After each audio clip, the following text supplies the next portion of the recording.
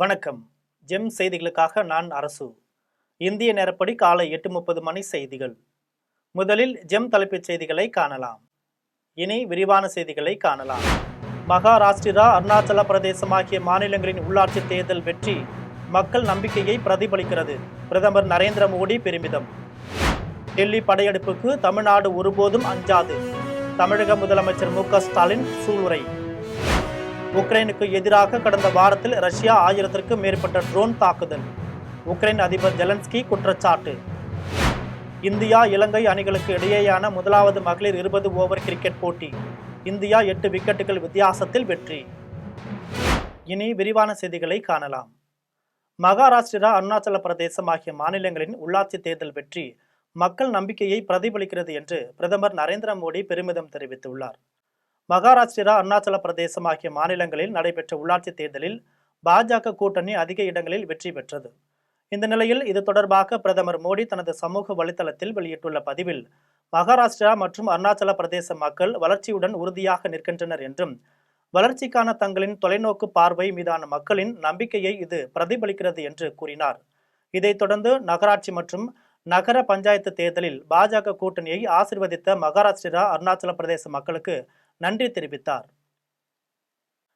டெல்லி படையெடுப்புக்கு தமிழ்நாடு ஒருபோதும் அஞ்சாது என்று தமிழக முதலமைச்சர் மு.க. ஸ்டாலின் தெரிவித்துள்ளார்.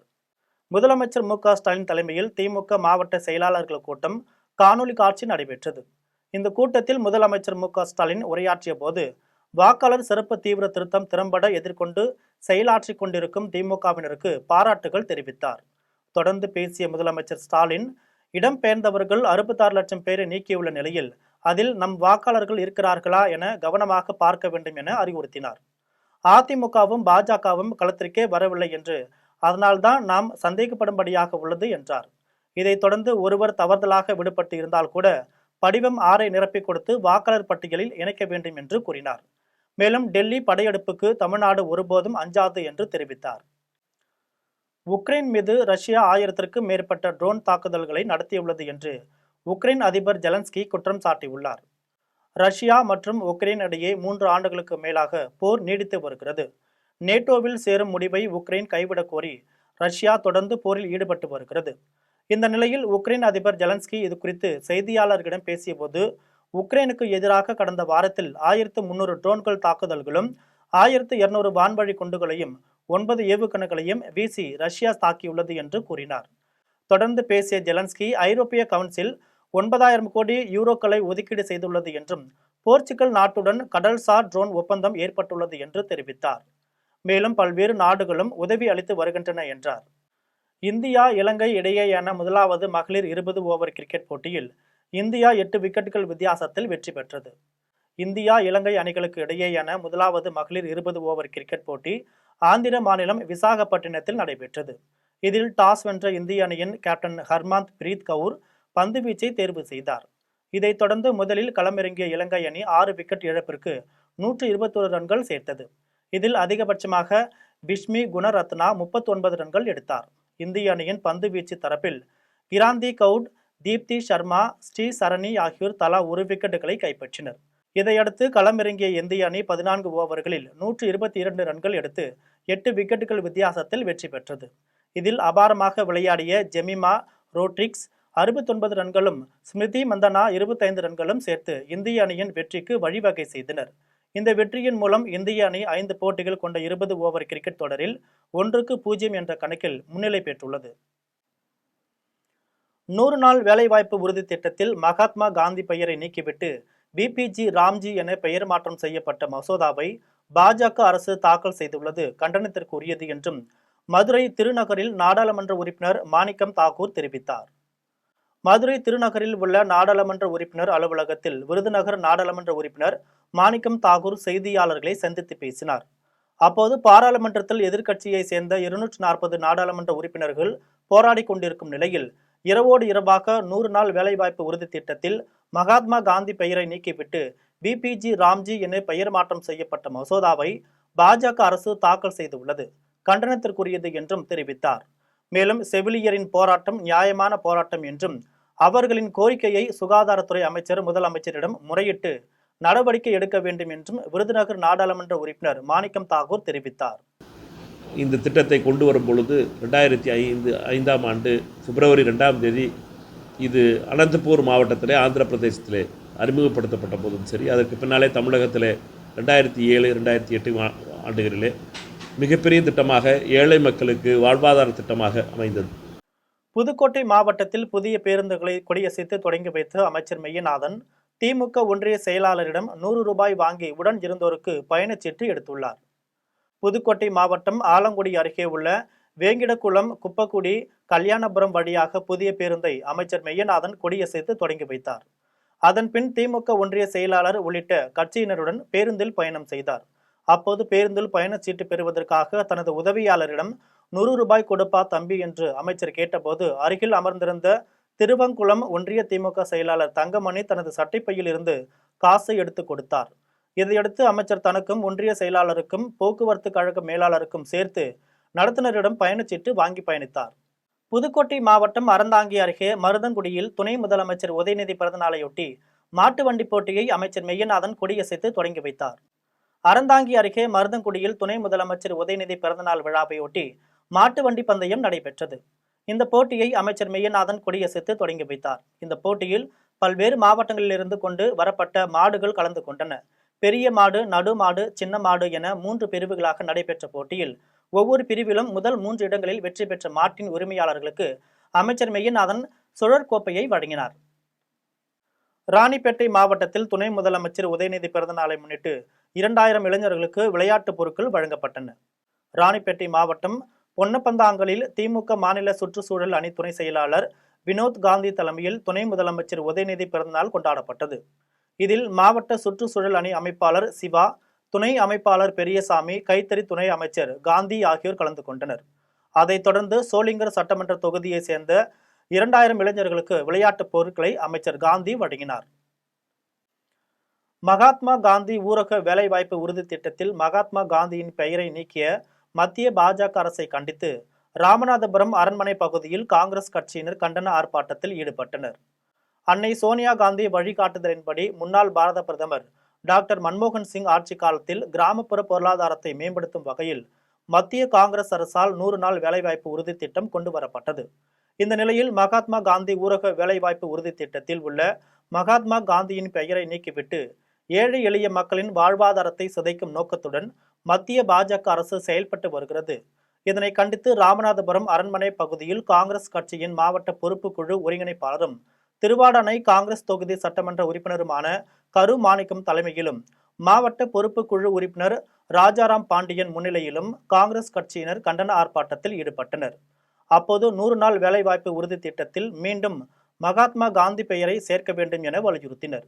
ஆர்ப்பாட்டத்தில் அனைத்து மாநில, மாவட்ட காங்கிரஸ் கட்சி நிர்வாகிகள், வட்டார, நகர, பேரூர் தலைவர்கள், சார்பு அணிகளின் தலைவர்கள், பிற துறைகளின் தலைவர்கள், காங்கிரஸ் கட்சியின் மகளிர் அணியினர், இளைஞர் காங்கிரஸ் நிர்வாகிகள் உட்பட பலர் கலந்து கொண்டனர். திமுகவை வீழ்த்த சரியான அரசியல் நிலைப்பாடு என்ன என்பதை உணர வேண்டியவர்கள் உணர்ந்தால்தான் நடக்கும் என்று அமமுக பொதுச் செயலாளர் தினகரன் தெரிவித்துள்ளார். சிவகங்கை மாவட்டம் தேவக்கோட்டையில் அமமுக செயல் வீரர்கள், நிர்வாகிகள் ஆலோசனை கூட்டம் நடைபெற்றது. இதில் கட்சியின் பொதுச் செயலாளர் தினகரன் கலந்து கொண்டார்.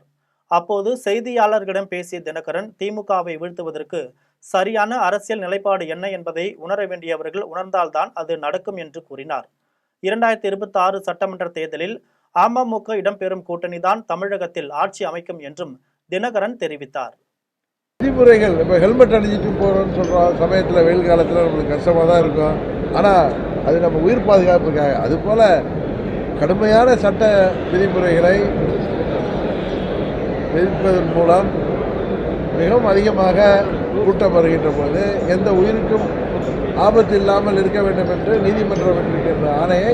கடலூர் மாவட்டம் விருத்தாசலத்தில் தமிழ்நாடு அரசு அனைத்து துறை ஓய்வூதியர் சங்கம் சார்பில் ஓய்வூதிய நாள் விழா நடைபெற்றது. விருத்தாசலம் ஊராட்சி ஒன்றிய அலுவலகத்தில் மாவட்ட தலைவர் சீனிவாசன் தலைமையில் ஓய்வூதிய நாள் விழா நடைபெற்றது.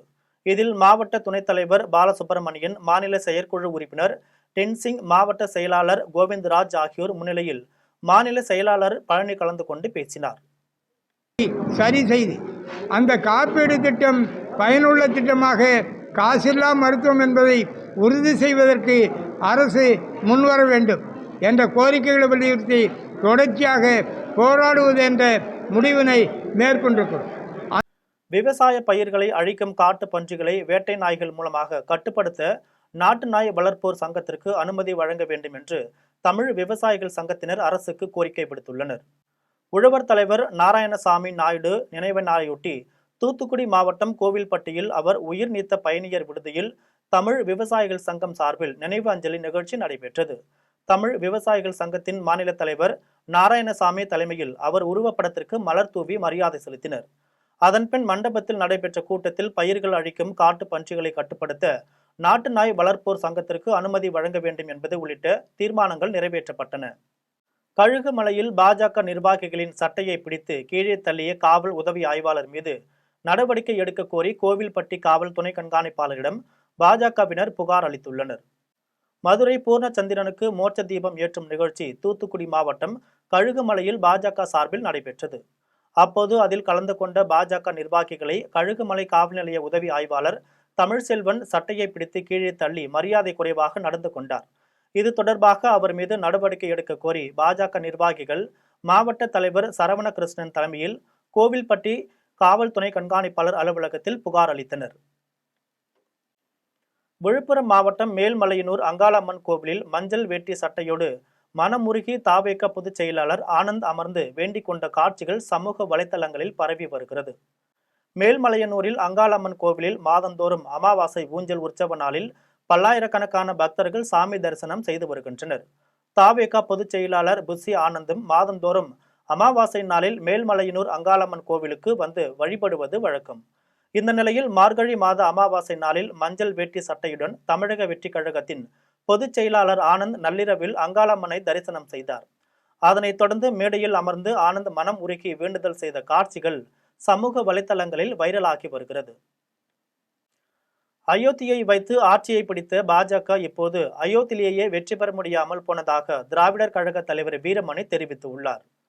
கும்பகோணத்தில் நடைபெற்ற கூட்டத்தில் பேசிய வீரமணி பாஜக என்ன செய்தாலும் தமிழகத்தில் அவர்களுடைய வித்தைகள் பலிக்காது என்று கூறினார். வரும் சட்டமன்ற தேர்தலில் திமுக அரசு முன்னைவிட கூடுதல் இடங்களை பெற்று ஆட்சி அமைக்கும் என்றும் தெரிவித்தார். நடிகர் விஜய் அரசியலில் படிக்க வேண்டிய பாடங்களும் பெற வேண்டிய அனுபவங்களும் நிறைய இருக்கிறது என்று இந்திய கம்யூனிஸ்ட் கட்சியின் மாநில செயலாளர் வீரபாண்டியன் தெரிவித்துள்ளார். தூத்துக்குடி மாவட்டம் கோவில்பட்டியில் இந்திய கம்யூனிஸ்ட் கட்சியின் மக்கள் சந்திப்பு இயக்கத்தை அக்கட்சியின் மாநில செயலாளர் வீரபாண்டியன் தொடங்கி வைத்தார். இதனைத் தொடர்ந்து செய்தியாளர்களிடம் பேசிய அவர் திமுக தீய சக்தி அல்ல, ஜனநாயக சக்தி என்று கூறினார். சாதியால் மதங்களால் மக்களை யார் பிளவுபடுத்துகிறார்களோ அவர்கள்தான் தீய சக்தி என்று கூறினார். நடிகர் விஜய் அரசியலில் படிக்க வேண்டிய பாடங்களும் பெற வேண்டிய அனுபவங்களும் நிறைய இருக்கிறது என்றும் கூறினார். களத்துக்கே வராத விஜய் திமுக தீய சக்தியின் கருத்து பகிர்ந்துட்டு இதை பற்றி கருத்து. அது நேற்று கூட நான் பத்திரிகையாளர்களை சந்திக்கிற பொழுது கூறியிருந்தேன். திமுக தீய சக்தி அல்ல, அது ஒரு ஜனநாயக சக்தி. தீய சக்தி என்பது ஜாதியால் மதங்களால் மக்களை யார் பிளவுபடுத்துகிறார்களோ அவர்கள்தான் தீய சக்தி. திமுக ஒரு மக்கள் சக்தி, ஜனநாயக சக்தி. எனவே அரசியலில் இப்பொழுது முதலடியை எடுத்து வைக்கிறார். அவர் படிக்க வேண்டிய பாடங்களும் பெற வேண்டிய அனுபவங்களும் அதிகம் இருக்கிறது என்பதை அவரது வார்த்தைகள் தெளிவுபடுத்துகிறது. காஞ்சிபுரம் மாவட்டம் பாலாஜாபாத் ஒன்றியம் ஏனாத்தூரில் கிறிஸ்துமஸ் விழாவை முன்னிட்டு நலத்திட்ட உதவியில் வழங்கப்பட்டது. காஞ்சிபுரம் மாவட்டம் பாலாஜாபாத் ஊராட்சி ஒன்றியத்திற்கு உட்பட்ட ஏனாத்தூரில் கிறிஸ்துமஸ் நற்செய்தி பெருவிழா மற்றும் நலத்திட்ட உதவிகள் வழங்கும் விழா அப்போஸ்தல பெந்தகோஸ்தே சியோன் பரிசுத்த சபை போதகர் ஞானப்பிரகாசம் தலைமையில் நடைபெற்றது. இந்த நிகழ்ச்சியில் விடுதலை சிறுத்தைகள் கட்சியின் வழக்கறிஞர் அணி மாநில செயலாளர் பார்வேந்தன், சிறப்பு தேவ செய்தி ஜெரால்டு பாபு ஆகியோர் கலந்து கொண்டனர். இந்த விழாவில் ஏழை எளிய மக்களுக்கு நலத்திட்ட உதவிகள் வழங்கப்பட்டன. திமுக தேர்தல் அறிக்கையில் கூறிய உறுதிமொழிப்படி காலமுறை ஊதியத்துடன் பணி நிரந்தரம் செய்ய வேண்டும் என்ற கோரிக்கைகளை வலியுறுத்தி தேனியில் ஒப்பந்த செவிலியர்கள் காத்திருப்பு போராட்டத்தில் ஈடுபட்டனர். தேனி அரசு மருத்துவமனை வளாகத்தில் 100க்கும் மேற்பட்ட செவிலியர்கள் காலமுறை ஊதியம் வழங்க வேண்டும், பணி நிரந்தரம் செய்ய வேண்டும் போன்ற பல்வேறு கோரிக்கைகளை வலியுறுத்தி 3வது நாளாக காத்திருப்பு போராட்டத்தில் ஈடுபட்டனர். தமிழக அரசு தங்களது கோரிக்கையை நிறைவேற்றும் வரை தொடர் போராட்டத்தில் ஈடுபட போவதாகவும் அவர்கள் தெரிவித்துள்ளனர். மயிலாடுதுறையில் ஏபிஎம் அறக்கட்டளை சார்பில் ஏழை எளிய மக்களுக்கு கம்பளி போர்வையும் உணவுகளும் வழங்கப்பட்டன. மயிலாடுதுறை ஏபிஎம் அறக்கட்டளை நிறுவனர் ஜெயக்குமார் கடந்த 10 ஆண்டுகளுக்கு மேலாக ஏழை எளிய மக்களுக்கு குளிர்காலத்தில் கம்பளி போர்வை வழங்கி வருவதை ஒரு கடமையாக செய்து வருகிறார்.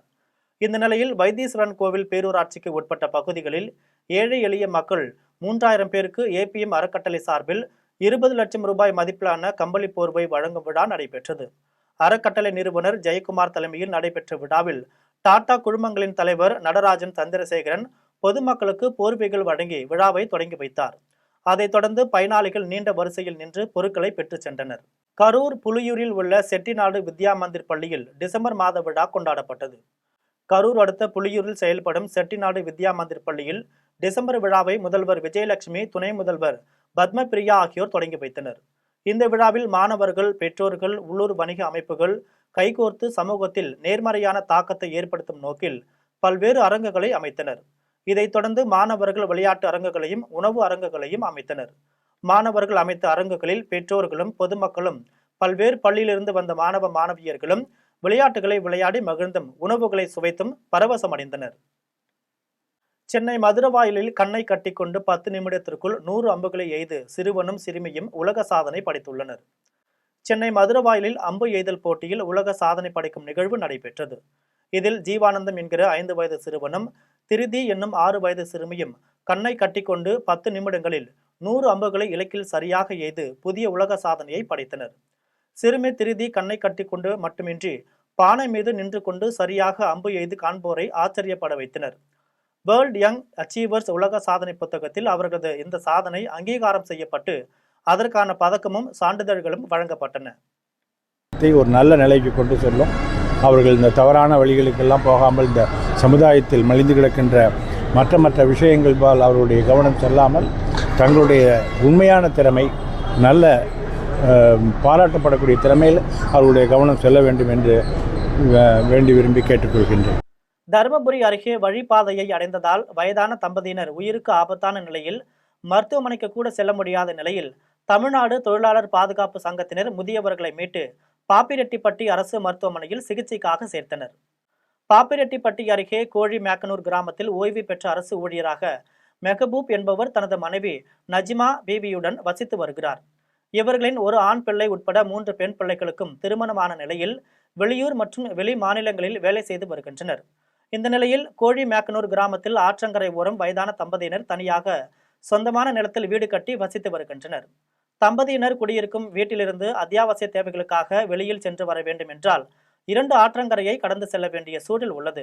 இதனால் இவர்களது மகன் சானவாஸ், மகள் ஷர்மிலி ஆகியோர் அக்பர் என்பவரிடம் கடந்த ஆண்டு வழிபாதைக்காக 94 சென்ட் நிலத்தை ரூபாய் 25 லட்சத்திற்கு வாங்கியுள்ளனர். அந்த வழிபாதை நிலத்தில் பாதுகாப்பிற்காக கேட் அமைத்துள்ளனர். கடந்த சில நாட்களுக்கு முன்பு நிலத்தை விற்ற அக்பர் மீண்டும் பணத்தை கேட்டு தனியாக வசித்து வரும் வயதான தம்பதியர்கள் வெளியே வர முடியாதபடி கேட்டை பூட்டியுள்ளார். இது தொடர்பாக காவல்துறையில் புகார் அளித்தும் எந்தவித நடவடிக்கையும் எடுக்காததால் தகவல் அறிந்த தமிழ்நாடு தொழிலாளர் பாதுகாப்பு சங்கத்தினர், சமூக நுகர்வோர் விழிப்புணர்வு மக்கள் பாதுகாப்பு சங்கத்தினர் சம்பவ இடத்திற்கு நேரில் சென்று 108 ஆம்புலன்ஸ் உதவியுடன் முதியவர்களை மீட்டு பாப்பிரெட்டிப்பட்டி அரசு மருத்துவமனையில் சிகிச்சைக்காக சேர்த்தனர். மாமியார் அவங்க வந்து வயசானவங்க, ஒரு 85+ வயசு இருக்கவங்க, அவங்க வந்து போக விடாமல் தடுத்து கேட்டை பூட்டி வச்சிருக்காரு. ஸோ இது வந்து எங்களுக்கு வந்து என்னென்னா, அவருக்கு ஹாஸ்பிட்டல் போக முடியறதில்ல, அவர் வெளியில் எங்கேயும் போக முடியதில்ல, ஆற்றுல தண்ணி ஊற்றுனாங்க, அது ஒரு பிரச்சனை இருக்குது. நாங்கள் இது கேட்டை ஓன் பண்ண சொல்லி நாங்கள் வந்து போலீஸில் புகார் கொடுத்தோம். அவர் வந்து என்ன பண்ணுறாரு, அவங்களுடைய ஜமாத் மூலிமா வச்சு எங்களை வந்து மிரட்டி இதை வந்து திருப்பி வாங்குறதுக்கு வழி பார்க்குறாரு. புதுக்கோட்டை மாவட்டம் பொன் அமராவதியில் பாலியல் உறவிற்கு மறுத்த யாசகர் பெண்ணை கழுத்தை நெரித்து உயிர் மாய்த்த யாசகரை காவல்துறையினர் கைது செய்து சிறையில் அடைத்தனர். புதுக்கோட்டை மாவட்டம் பொன் அமராவதியில் பல்வேறு மாவட்டங்களைச் சேர்ந்த யாசகர் குழுவினர் யாசகம் பெறுவதற்காக அப்பகுதியிலேயே தங்கி யாசகம் பெற்றுக் கொள்வதை வழக்கமாக கொண்டுள்ளனர். அப்படி யாசகம் பெறும் யாசகர்கள் தங்குவதற்கு இடமில்லாமல் கடந்த 2ஆம் தேதி இரவு பொன் அமராவதி மருத்துவமனை அருகே சாலை ஓரத்தில் தங்கியுள்ளனர். இந்த நிலையில் அந்த குழுவிலிருந்து அடையாளம் தெரியாத பெண் ஒருவர் இறந்து கிடப்பதாக பொன் அமராவதி கிராம நிர்வாக அலுவலர் பச்சையப்பன் காவல் நிலையத்திற்கு தகவல் தெரிவித்தார். தகவலின் பேரில் சம்பவ இடத்திற்கு வந்த பொன் அமராவதி காவல்துறையினர் பெண்ணின் சடலத்தை கைப்பற்றி பிரேத பரிசோதனைக்காக அனுப்பி வைத்தனர். பிரேத பரிசோதனையில் அடையாளம் தெரியாத பெண்ணின் கழுத்தை நெரித்து உயிர் மாய்க்கப்பட்டது தெரிய வந்தது. இதனைத் தொடர்ந்து காவல்துறையினர் விசாரணையை தீவிரப்படுத்தினர். அப்போது திருச்சி மாவட்டம் ஆவூரை சேர்ந்த நூர்ஜஹான் என்ற பெண்ணை சென்னை பழைய வண்ணார்பேட்டையை சேர்ந்த 61 வயதான சதீஷ்குமார் என்பவர் இரவில் பாலியல் உறவிற்கு அழைத்ததாகவும் அதற்கு நூர்ஜஹான் மறுப்பு தெரிவித்ததால் பெண்ணின் கழுத்தை நெரித்து உயிரை மாய்த்ததும் தெரிய வந்தது. இதனையடுத்து யாசகர் பெண்ணை உயிர் மாய்த்ததாக ஒப்புக்கொண்ட சதீஷ்குமாரை காவல்துறையினர் கைது செய்து சிறையில் அடைத்தனர். தமிழக வெற்றி கழகத்தின் கூட்டணி குறித்து உரிய நேரத்தில் முடிவு எடுக்கப்படும் என்று கோவை சிங்காநல்லூரில் தமிழக வெற்றி கழகத்தின் கொள்கை பரப்பு செயலாளர் அருண்ராஜ் தெரிவித்துள்ளார். கோவை சிங்காநல்லூர் பகுதியில் தனியார் மருத்துவமனை திறப்பு விழாவில் தமிழக வெற்றி கழகத்தின் கொள்கை பரப்பு மாநில பொதுச் செயலாளர் அருண்ராஜ் கலந்து கொண்டு மருத்துவமனையை திறந்து வைத்தார். அதன் பின்னர் செய்தியாளர்களை சந்தித்து பேசினார். அப்போது இந்த மருத்துவமனை திறக்கப்பட்டதற்கு தமிழக வெற்றி கழகத்தின் சார்பில் வாழ்த்துக்களை தெரிவித்துக் கொள்கிறேன் என அருண்ராஜ் தெரிவித்தார். மேலும் தமிழக வெற்றி கழகத்தின் கூட்டணி பேச்சுவார்த்தை குறித்து செய்தியாளர்கள் கேட்ட கேள்விக்கு பதில் அளித்த அவர், உரிய நேரத்தில் முடிவு எடுக்கப்படும் எனவும் ஏற்கனவே கூறியதை போல் அதற்கான ஒரு குழு அமைக்கப்படும் எனவும் தெரிவித்தார். மேலும் பாஜக அண்ணாமலை தமிழக வெற்றி கழகம் குறித்து பேசிய தொடர்பான கேள்விக்கு, எனக்கு அவரை பற்றி தெரியாது என்றும், ஆனால் நாங்கள் யாரும் நாய்கள் கிடையாது என்றும், நாங்கள் 6 அறிவு உள்ள மனிதர்கள் என்றும் தந்தை பெரியார் கூறியபடி பகுத்தறிவு உள்ள தொண்டர்கள் எனவும் அருண்ராஜ் தெரிவித்துள்ளார். கிடையாதுங்க, குறிப்பாக குறைக்கிற நாய் கிடையாது. நாங்கள் 6 அறிவு உள்ள ஒரு மனிதர்கள் மற்றும் தந்தை பெரியார் அவர்கள் கூறியபடி பகுத்தறிவு உள்ள உண்மையான தொண்டர்கள். இது தரம் தாழ்ந்து விமர்சனம் பண்ணால் கண்டிப்பாக மீடியா வெளிச்செல்லாம் வரும். பட் ஆனால் தமிழக வெற்றி கழகத்தின் தலைவர் சொல்கிற மாதிரி நாங்கள் டீசன்ட் பாலிடிக்ஸ் பண்ணுறதுக்கு தான் நாங்கள் இருக்கோம். இப்போ அவர் நண்பர் சொன்னார், ஒரு நடிகருக்காக அரசியல் வேலையை விட்டுட்டு வந்தேன்னு சொன்னார். மதுரையில் டிசம்பர் 22ஆம் தேதி நடைபெறும் கண்டன ஆர்ப்பாட்டம் சம்பந்தமாக செம்பட்டியில் விடுதலை சிறுத்தைகள் கட்சியின் நிர்வாகிகளுக்காக கூட்டம் நடைபெற்றது. திண்டுக்கல் மாவட்டம் ஆத்தூர் ஒன்றியத்திற்கு உட்பட்ட செம்பட்டியில் திண்டுக்கல் மைய மாவட்ட நிர்வாகிகள் கூட்டம் ஆத்தூர் ஒன்றிய செயலாளர் அரசு தலைமையில் நடைபெற்றது. கூட்டத்தில் சிறப்பு அழைப்பாளராக முதன்மை செயலாளர் ஏசி பாவரசு கலந்து கொண்டு பேசினார். அப்போது மதுரையில் வருகின்ற டிசம்பர் 22ஆம் தேதி விடுதலை சிறுத்தைகள் கட்சியின் சார்பில் நடைபெறும் கண்டன ஆர்ப்பாட்டம் குறித்து விளக்கி பேசினார். மேலும் திருப்பரங்குன்றத்தில் தீபம் ஏற்றுதலில் மதவெறி அரசியலை பரப்பும் சனாதன கும்பலை கண்டித்து விடுதலை சிறுத்தைகள் கட்சியின் சார்பில் நடைபெறும் கண்டன ஆர்ப்பாட்டத்திற்கு மாவட்ட நிர்வாகிகள் தங்களது ஒன்றியம் மற்றும் கிளைகளில் உள்ள அனைத்து விடுதலை சிறுத்தைகள் கட்சியினரையும் தவறாத கூட்டத்திற்கு அழைத்து வர வேண்டும் எனவும் தெரிவித்தார். கூட்டத்தில் விடுதலை சிறுத்தைகள் கட்சியின் மைய மாவட்ட செயலாளர் தமிழரசன், மாநகர மாவட்ட செயலாளர் மைதீன் பாவா, மண்டல செயலாளர் ஜான்சன் கிறிஸ்டோபர், மண்டல துணை செயலாளர் சந்திரன், தொகுதி செயலாளர் தண்டபாணி, மாணவர் அணியின் மாநில துணை செயலாளர் மணிகண்டன், மாநில துணை செயலாளர் குணசேகரன், வீரர் அப்துல்லா, தமிழ்செல்வன், ராஜசேகர், சுதாகர், ரமேஷ், பாண்டி உட்பட பலர் கலந்து கொண்டனர். மீண்டும் ஜெம் தலைப்புச் செய்திகள். மகாராஷ்டிரா, அருணாச்சல பிரதேசம் ஆகிய மாநிலங்களின் உள்ளாட்சி தேர்தல் வெற்றி மக்கள் நம்பிக்கையை பிரதிபலிக்கிறது. பிரதமர் நரேந்திர மோடி பெருமிதம். டெல்லி படையெடுப்புக்கு தமிழ்நாடு ஒருபோதும் அஞ்சாது. தமிழக முதலமைச்சர் மு.க. ஸ்டாலின் சூளுரை. உக்ரைனுக்கு எதிராக கடந்த வாரத்தில் ரஷ்யா 1000க்கும் மேற்பட்ட ட்ரோன் தாக்குதல். உக்ரைன் அதிபர் ஜெலன்ஸ்கி குற்றச்சாட்டு. இந்தியா இலங்கை அணிகளுக்கு இடையேயான முதலாவது மகளிர் 20 ஓவர் கிரிக்கெட் போட்டி. இந்தியா 8 விக்கெட்டுகள் வித்தியாசத்தில் வெற்றி. இத்துடன் ஜெம் செய்திகள் நிறைவடைகின்றன. மீண்டும் ஜெம் செய்திகள் மதியம் 1:30 மணிக்கு. உடனுக்குடன் செய்திகளை காண GemLive.tv என்ற இணையதளத்தில் இணைந்திருங்கள். நன்றி, வணக்கம்.